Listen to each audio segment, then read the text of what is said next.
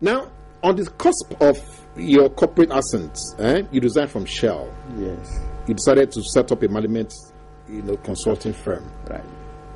By Nigerian or African standards, somebody will probably say that must have been the result of some witchcraft, or maybe some of your, or some of your, competitors or your co-workers are really not happy with you, so they use juju to push you away from, becoming a big ogre. How did you get into that kind of situation?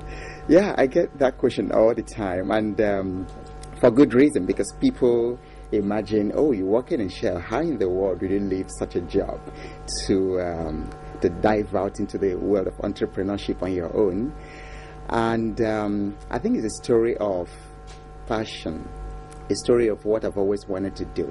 It wasn't an easy decision, though, because for years I had to think about, if I leave this job, how was I going to pay my children's school fees? How was I going to survive and do all that?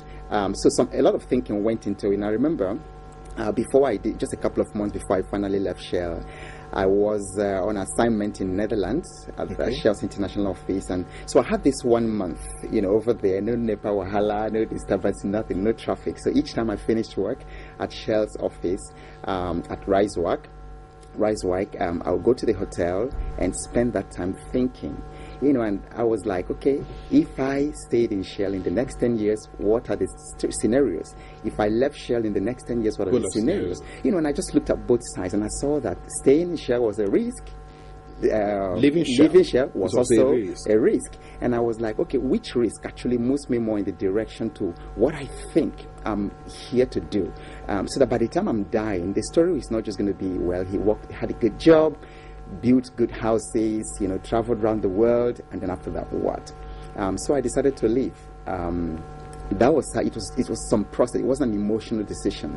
It was a process of like, okay, what actually is best to move me forward? And then when am I going to start doing the things I really want to do? It's not when I'm 65 or 70, but now that I'm much younger. And so I took that decision, fully aware of the consequences. And I think it's one of the best decisions I've ever taken in my life.